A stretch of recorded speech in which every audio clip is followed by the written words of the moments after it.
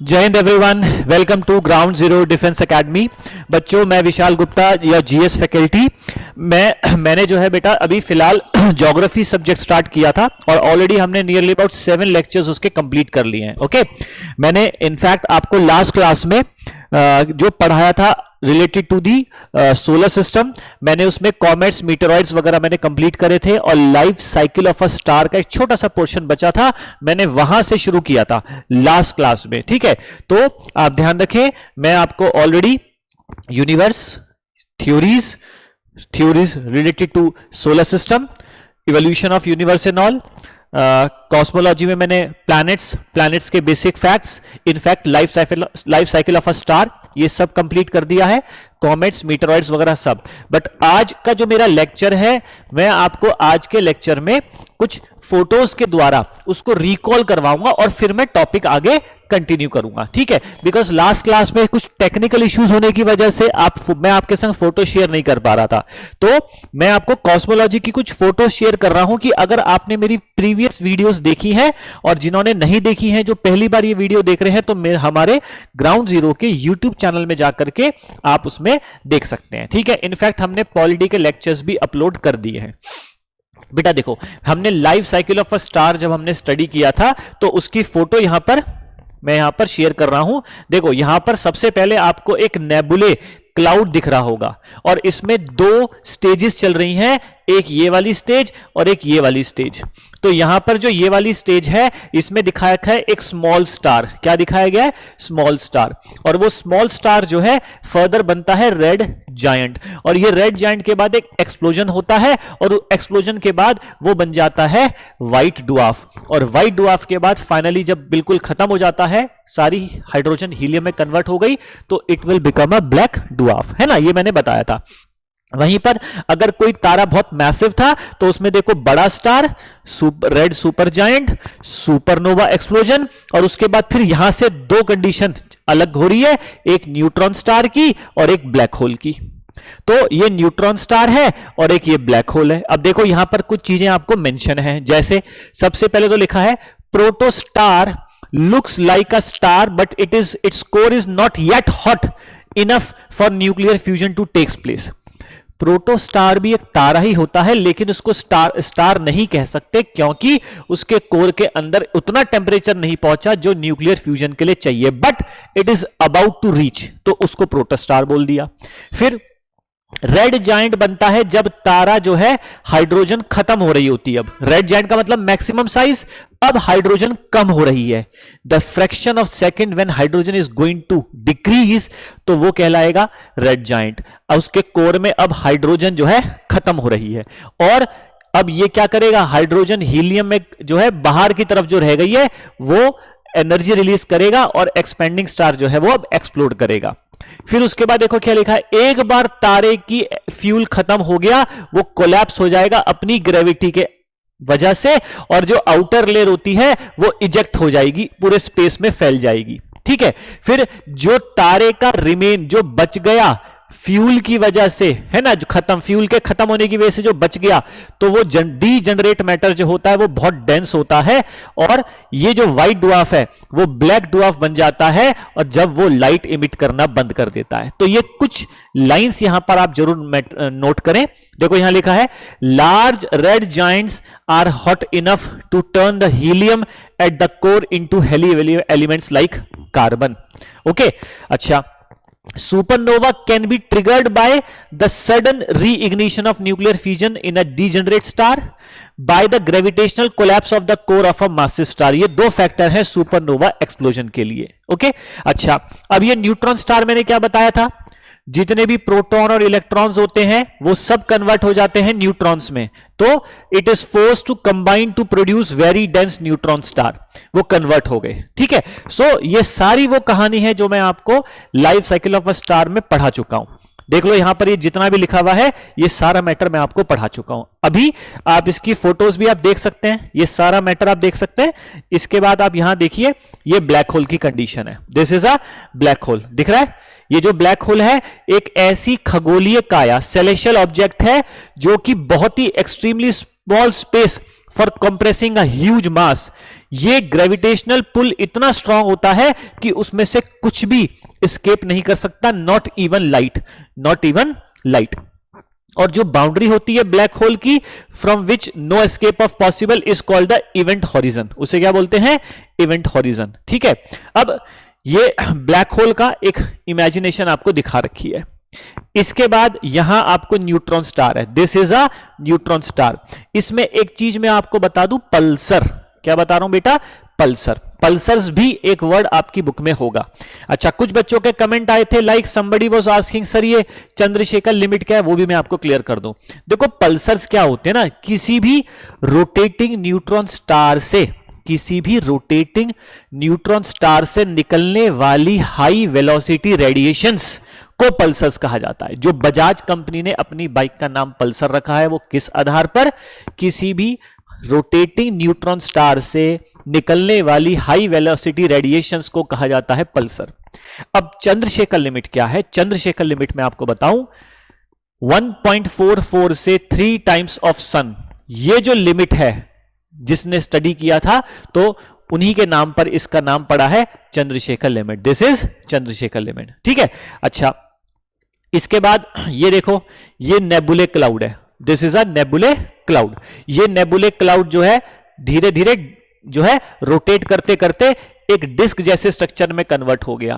एक डिस्क बन रही है और उसके अंदर की तरफ मैटर कॉन्ट्रैक्ट होते होते, कोलिजन, फ्रिक्शन, हीट, टेम्परेचर होते होते अंदर एक न्यूक्लियर फ्यूजन वाला जो है रिएक्शन स्टार्ट होता है, तो अंदर एक तारे का जन्म होता है। ज्यादातर मास अंदर की तरफ कंसंट्रेट हो जाता है, लूज पार्टिकल्स बाहर की तरफ कंसंट्रेट हो जाते हैं। देखो दिख रहा है, ये स्टेजेस दिख रही है, ए से बी, बी से सी और सी से फिर डी। तो डी आते आते क्या हुआ, ज्यादातर मैटर तो अंदर चला गया और बाकी का मैटर जो बाहर की तरफ स्प्रेड हुआ, वो जो रिंग सेपरेट हुई है ना, तो वो जो रिंग सेपरेट हुई, उसी रिंग में घूमने वाले जो पार्टिकल थे, स्मॉल पार्टिकल्स, वो आपस में क्लम्प होते होते होते होते जुड़ते जुड़ते प्लैनेट्स का फॉर्म ले लेते हैं। और ये क्योंकि आउटर लेयर्स में है तो ये कंडेंस होते चले जाएंगे, ठंडे होते चले जाएंगे, है ना। तो उसी के बाद फिर आपका ये सन और उसके चारों तरफ रिवॉल्व करने वाले ये प्लैनेट्स बन गए। तो इस फोटो से आपको थोड़ा क्लियर हो रहा होगा कि कैसे life cycle of a star ये चला है। ठीक है, इसके बाद ये देखो आपका सोलर सिस्टम, हमने लास्ट टाइम पे कुइपर बेल्ट पढ़ी थी इफ यू रिमेंबर। तो जो कुइपर बेल्ट है, ये आपको सन दिखाई दे रहा है, सन के बाद फिर आपको ये इसके चारों तरफ घूमने वाले जो प्लैनेट्स है, this is a Kuiper belt. ये कुइपर बेल्ट कहां है? नेपट्यून के बाद। ये जो नेपट्यून है, this Neptune is the 8th planet of solar system, और उसी के बाद की जो बेल्ट है ये आपकी कुइपर बेल्ट है, इसमें दिखाई गई है। ओके, चलिए इसके बाद अब हम बात करते हैं यहां प्लैनेट्स की। तो एक सोलर सिस्टम की भी मैंने व्यू दे रखा है, सन, मरकरी, विनस, अर्थ, मार्स। और मार्स और जुपिटर देख रहे हो, साइज देख रहे हो आप, साइज को कंपेयर कर सकते हैं।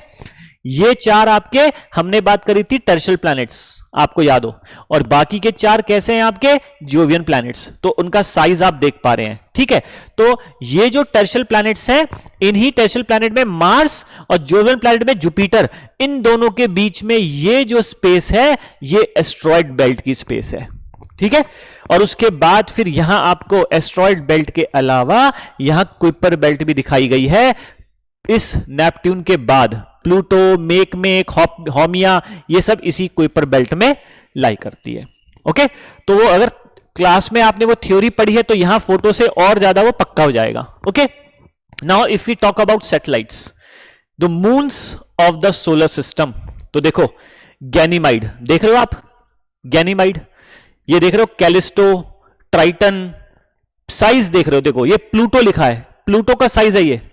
ठीक है, ये गैनीमाइड है, ये गैनीमाइड का साइज देखो। ओके, ये आईओ जुपिटर की, यूरोपा देख रहे हो।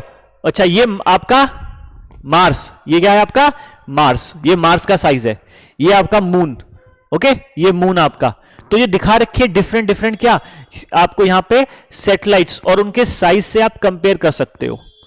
और एक मैं आपके सामने फोटो शेयर कर देता हूं, देखो ये अर्थ की सैटेलाइट मून, ये मार्स की सैटेलाइट फिबॉस एंड डिबॉस, फिर जुपिटर की आईओ, यूरोपा, गैनीमाइड, कैलिस्टो। कंपेयर करके आप ध्यान रखें कुछ। फिर सैटर्न की, ये आपकी सारी सैटर्न की है, देखो टाइटन देखो कितना बड़ा है ना, टाइटन। उसके बाद फिर ये यूरेनस की, उसके बाद फिर ये नेपट्यून की। ओके, देखो ट्राइटन मैंने लिखवाया था आपको, नेरिड मैंने आपको लिखवाया था। तो these are the certain satellites जो हमने मार्क करी थी, ठीक है ना। इसके बाद बेटा ये मैंने आपको कंपेयर करके बताया है सन और सन के बाकी ग्रहों के बारे में कि इफ दिस इज सन, अगर मैं इसको सन मान लेता हूं तो इसके कंपैरिजन में ये जो है आपका Jupiter, this is Jupiter, Saturn, Uranus, Neptune, और उसके बाद ये नीचे के आपके 4 प्लैनेट्स। तो हम अभी सन भी पढ़ेंगे, एक टॉपिक एक लेक्चर में आपको सन के ऊपर भी पढ़ाऊंगा। आपने एक इंपॉर्टेंट फैक्ट सुना होगा कि सन जो है it is 109 times of earth. ये जो स्टेटमेंट है इसका मतलब कई बच्चे कंफ्यूजन में रहते हैं, बहुत सारे बच्चों को इसका मतलब नहीं पता, क्योंकि किताबों में जब ये लिखा रहता है तो एक टीचर की जरूरत पड़ती है उसको अच्छे से गाइड करने के लिए कि उसका एक्सप्लेनेशन क्या है। तो यहां 109 टाइम्स ऑफ अर्थ का मतलब है कि सन के डायमीटर पे आप नियरली अबाउट 109 अर्थ को प्लेस कर सकते हैं। समझ में आई बात? 109 टाइम्स ऑफ अर्थ का मतलब है सूरज के डायमीटर पे आप 109 अर्थ को प्लेस कर सकते हैं। तो this much big is our sun and sun is a star, ठीक है। दैट्स व्हाई आई सेड कि सन का 90, सन के अंदर 99.99% मास है किसका? ऑफ सोलर सिस्टम, ठीक है। Almost 99.9% mass of solar system. Okay, अच्छा एक और कंपैरिजन यहां देखो आप, यहां पर एक कंपैरिजन और दिया है, देखो दिस इज जुपिटर, ये आपका जुपिटर है, ये आपका सैटर्न हो गया, ठीक है। यूरेनस और नेपट्यून वाला हो गया, फिर ये हमारी अर्थ हो गई, ये मार्स हो गई, विनस हो गया, और ये मरकरी हो गई। तो ये कंपेयर करके देख सकते हो कि इन कंपैरिजन टू जुपिटर हमारी अर्थ ये है, एंड इन कंपैरिजन टू, यहां देखो, इन कंपैरिजन टू सन, ये जुपिटर इतना सा है, सन के कंपैरिजन में जुपिटर इतना है, और वहीं पर जुपिटर के कंपैरिजन में हमारी अर्थ इतनी सी है। ओके, चलो इसके बाद एक आपको हम बात करते हैं कॉमेट की। तो कॉमेट मैंने आपको पढ़ाया था लास्ट क्लास में, तो ये कॉमेट के बारे में देखो, ये कॉमेट है आपका, ठीक है। उसकी पीछे ये टेल नजर आ रही है, ठीक है। ये ऑर्बिट है, ये ऑर्बिट है, दिस इज द ऑर्बिट, और ये पीछे टेल ऐसे जा रहा है। अब कॉमेट ऐसे जा रहा है, देखो comet is going like this, comet is going like this, और रेडिएशन वहां से ऐसे आ रही है, तो ये रेडिएशन की वजह से टेल ऐसे, tail will be on the opposite direction. Tail कहां पर होगी? Tail is at the opposite direction of the sun, sun के अपोजिट डायरेक्शन में, क्योंकि वहां से रेडिएशन आ रही है, तो सन के अपोजिट डायरेक्शन में, सन इधर है तो इसकी टेल पीछे की तरफ है ना। तो ये दिख रहा है डस्ट टेल, सोलर विंड आ रही है, सोलर विंड की वजह से ऐसा। इसके बाद यहां आपको मैंने दिखाया है अबाउट दी एस्ट्रॉइड बेल्ट, ये देखो एस्ट्रॉइड बेल्ट, ये आपका मार्स है, ये आपका जुपिटर है, तो ये जो आपको पर्पल आपको दिख रहा है मैटर, ये सारा एस्ट्रॉइड का है, these all are asteroid belt. इसके बाद नेक्स्ट यहां है आपका कॉमेट, कॉमेट के बारे में देखो क्या लिखा है, it is a mass of ice, it is a mass of ice rock, it is a mass of ice rock dust, okay, and often has a tail that is made up of dust and other material, जो melt हो रही है। Asteroid में क्या लिखा है? Asteroid, an asteroid is made up of metallic and non metallic rocks and orbits the sun, okay, और they can range in the size from a few centimeter wide to almost 1000 kilometer across, okay, करीब 1000 kilometre तक मैंने आपको asteroid के बारे में बताया था, इतना मैक्सिमम हो सकता है। मीटरॉइड जो होते हैं छोटे छोटे फ्रेगमेंट, देखो ये रहा एस्ट्रॉइड, छोटे, बहुत छोटे से लेकर बहुत बड़े साइज तक, 1000 किलोमीटर तक, ये आपके फ्रेगमेंट्स होते हैं, पीसीज होते हैं, टुकड़े होते हैं, ठीक है।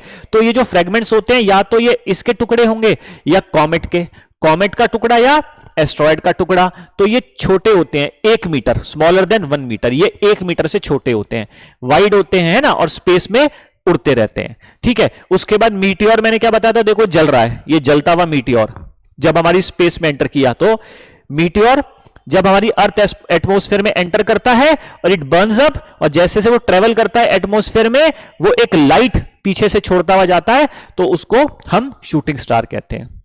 एंड देन मीटेओराइट, जब हमें हमारे सरफेस पर ये प्राप्त होता है, तो जब वो कंप्लीटली बर्न हो चुका है, तो जो फ्रेगमेंट, उसके जो पीस, टुकड़े हमें पृथ्वी पर प्राप्त हुए हैं, उसी को ही हम उल्का पिंड कहते हैं। ठीक है, this is about meteorite. Okay, this is a meteorite. अच्छा, इसके बाद ये आपको मीटियोर्स और मीटियोराइट्स के बारे में दिख रहा है, एक और फोटो है, ये आपको यहां पर कॉमेट नजर आ रहा है, ये आपका एस्ट्रॉइड हो गया, देखो। ठीक है, इसके बाद ये आपका मीटेरॉइड, ये मीटेरॉइड जब ये देखो जलता हुआ और ये नीचे आ रहा है, तो ये एक और पिक्चर है आपके सामने। मैंने पिक्चर्स के थ्रू आपके मीटेरॉइड, मीटियोर, मीटेरॉइड, कॉमेट, एस्ट्रॉइड्स ये कंप्लीट करा। और life cycle of a star में हमने न्यूट्रॉन स्टार भी देखा और एक ब्लैक होल भी देखा, और उसकी लाइफ साइकिल का एक पूरा स्टेजेस भी हमने देखा, है ना। तो अगर आपने वो थ्योरी अच्छे से पढ़ी है जो मैंने प्रीवियस क्लास में आपको पढ़ाई कॉस्मोलॉजी में, इस पिक्चर्स के थ्रू आपको बेहतर समझ में आ गई होगी। ठीक है, तो कुछ बच्चों के डाउट्स थे कि सर अगर पिक्चर्स अगर हो जाए तो हम थोड़ा और बेहतर, हमें इजी हो जाएगा, तो मैंने इसीलिए यहां पे आज की क्लास में पहले मैंने यही शुरू किया। ओके, तो बच्चों देखो, अब हम बात करते हैं आगे सन। अगला टॉपिक हमारा सन होगा, पर सन के लिए मुझे थोड़ा टाइम तो चाहिए, सन के लिए थोड़ा टाइम चाहिए, तो मैं आज शुरू कर देता हूं। टॉपिक है सन। हाँ, टॉपिक है हमारा सन। देखो, सन जो है इट इज अ स्टार, और आप ध्यान रखें हमारा जो सन है स्टार, सन के चारों तरफ हमने एक बात करी थी हीलियोस्फीयर की, अगर आपको याद हो, वो जो हीलियोस्फीयर है, उस हीलियोस्फीयर के सेंटर में सन है और सन एक स्टार है। तो अगर कोई आपसे पूछे कि हमारे सूरज के सबसे नजदीक का अगला तारा कौन सा है और कितनी दूर है, तो ध्यान रखना मैंने एक गैलेक्सी बनाई थी, गैलेक्सी की 3 आर्म्स बनाकर दिखाई थी आपको। उसमें मैंने यहां पर प्लेस किया था एक हीलियोस्फीयर, ये वही ग्रीन रंग का हीलियोस्फीयर है, ये आपका हीलियोस्फीयर हो गया, और इसी हीलियोस्फीयर के सेंटर में सन हो गया, इसके सेंटर में बेटा ये सन हो गया। तो अगर सन ये है, तो सन के नजदीक का अगला तारा वो ये रहा, ये मैं यहां बना देता हूं, मान लो ये है और ये है, ये 2 तारे।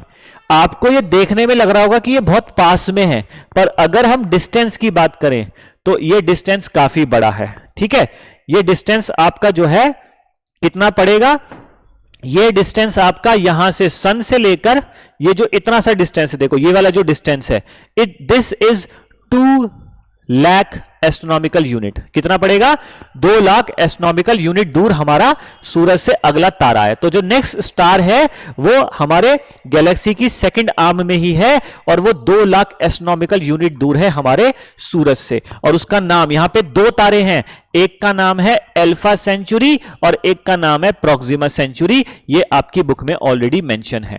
इसको लाइट ईयर्स में भी कन्वर्ट कर सकते हो आप चाहो तो। ठीक है ना, तो सन के बारे में अब हम पढ़ने जा रहे हैं। हो सकता है कि आज की क्लास में मैं सन का टॉपिक स्टार्ट करूं, इसको कवर हम करेंगे, एंड करेंगे अगली क्लास में। ठीक है, देखो लेक्चर्स जो है मैं कोशिश करता हूं कि जब लेक्चर्स में बहुत सारी चीजें चल रही हो ना ज्योग्राफी में, तो मैं अगर लेंथी लेक्चर कर दूंगा तो बच्चे के लिए ना एक समय ऐसा आ जाता है जब सैचुरेशन पॉइंट आ जाएगा। तो जितना मैटर मेरे को लगता है कि शायद बच्चा पहले यहां तक समझ ले और फिर अगली क्लास में जो है फ्रेश होकर के दोबारा उसको रीज्वाइन करे, तो आपको ज्यादा अच्छे से समझ में आएगा। ठीक है, अच्छा अब सन के बारे में पहले बेसिक चीजें देखो। यहां मैंने एक डायग्राम में आपको दिखाया है, हमारा जो सन है, सन का ये एक कोर है, ये देख रहे हो आप, this is the core of the sun. Sun की जो डिफरेंट लेयर्स है वो यहां मैंने बताई है। कोर के बाद अगली लेयर आती है रेडिएटिव जोन की, रेडिएटिव जोन के बाद अगली लेयर आती है कन्वेक्टिव जोन की, और कन्वेक्टिव जोन के बाद फिर आता है आपका फोटोस्फेयर, फोटोस्फेयर के बाद आता है क्रोमोस्फेयर, और क्रोमोस्फेयर के बाद फिर आता है आपका corona. So these are the 6 layers of sun. ये नाम आप जरूर ध्यान रखें, अगर थोड़े ब्लर हो रहे हैं, नहीं ब्लर तो नहीं होने चाहिए, ठीक है ना, तो यहां पर आपको दिख रहे हैं 6 लेयर्स ऑफ सन। जब हम कोर की बात करते हैं तो ध्यान रखना, कोर का जो टेम्परेचर है यहीं पर न्यूक्लियर फ्यूजन हो रहा है, तो यहीं का टेम्परेचर करीब 1.5 करोड़ डिग्री सेल्सियस है। ठीक है, 1.5 crore degree Celsius. Okay, 1.5 crore degree Celsius का तापमान है कोर के अंदर। ऐसा अनुमान लगाया गया है कि यहां पे करीब करीब 4 lakh ton hydrogen per second burn हो जाती है। तो आप सोचो, tremendous amount of energy, heat and temperature will be there in the core. इसके बाद जब यहां से एनर्जी बाहर आती है रेडिएटिव जोन में, तो यहां पहुंचते पहुंचते टेम्परेचर हो जाता है 0.59 करोड़ से 0.18 करोड़ डिग्री सेल्सियस तक। उसके बाद जब ये कन्वेक्टिव जोन में पहुंचेगा तो ये पहुंच जाएगा थाउजेंड्स में। किस में पहुंच जाएगा? धीरे धीरे कम होता जाएगा, थाउजेंड्स तक टच कर जाएगा, लाख से थाउजेंड्स के बीच में। और फोटोस्फेयर में फाइनली करीब 6000 डिग्री सेल्सियस का तापमान पहुंच जाता है। ठीक है, फिर अभी एक सरप्राइज है आपके लिए कि जैसे ही फोटोस्फेयर से हम क्रोमोस्फेयर में आते हैं, तो साइंटिस्ट अभी भी इस बात का पता लगा रहे हैं कि क्रोमोस्फेयर में तापमान अचानक से सडनली इंक्रीज होना शुरू हो जाता है। अब ये इंक्रीज सडनली का मतलब है यहां पे टेम्परेचर 20,000 तक पहुंच जाता है और 20,000 से बढ़ना शुरू हो जाता है, और कोरोना पहुंचते पहुंचते टेम्परेचर जो है ये लैक्स में आ जाता है। किस में आ जाता है बेटा? लैक्स में आ जाता है। ओके, ये लाखों में आ जाता है। तो आप सोचो ना कि टेम्परेचर बहुत ज्यादा था, कम हो रहा है, ये समझ में आता है। अचानक से क्रोमोस्फेयर से बढ़ना शुरू कर देता है, कोरोना में लैक्स में आ जाता है। ये अभी भी स्टडी चल रही है। ओके, अच्छा, अब कुछ टर्म्स अगर मैं आपको कहूं तो मैं बता दूं, ये क्रोमोस्फेयर का मतलब क्या होता है। इसको कहते हैं एटमॉस्फेयर ऑफ सन। फोटोस्फेयर का मतलब होता है the visible part of sun. Visible part of sun. Corona is the outer most layer और edge of sun. Edge of sun जो हमें विजिबल नहीं होती, ये विजिबल हमें केवल एक कंडीशन पर होती है। तो ये विजिबल कब होगी? जब एक्लिप्स होगा। तो मैं लिख देता हूं ड्यूरिंग एक्लिप्स। ठीक है, ड्यूरिंग एक्लिप्स। आई बात समझो बेटा? यहां तक क्लियर हो गया? तो फिलहाल बेटा मैं आज की क्लास यहीं तक रख रहा हूं। हमने सन वाला टॉपिक स्टार्ट किया है, इसको हम कैरी ऑन करेंगे, और अगली क्लास में मैं सन से संबंधित जुड़ी सारी बेसिक फैक्ट्स, कंसेप्ट्स आपको क्लियर करवा दूंगा। उम्मीद करता हूं कि आज इस छोटी सी क्लास में आपके 2 चीजें क्लियर हुई। एक तो प्रीवियस क्लास का बचा हुआ मैटर, जो आपको थोड़ा पिक्चर, एनिमेशन, फोटो से बहुत बेहतर समझ में आया होगा, और आज मैंने जो सन का टॉपिक स्टार्ट किया है तो आपका इंटरेस्ट भी जगा होगा। बहुत सारी और जानकारी हासिल करने के लिए आपका इंटरेस्ट उसमें आ रहा होगा। ठीक है, अगली क्लास में आपसे मुलाकात होती है। टिल देन, जय हिंद एवरीवन।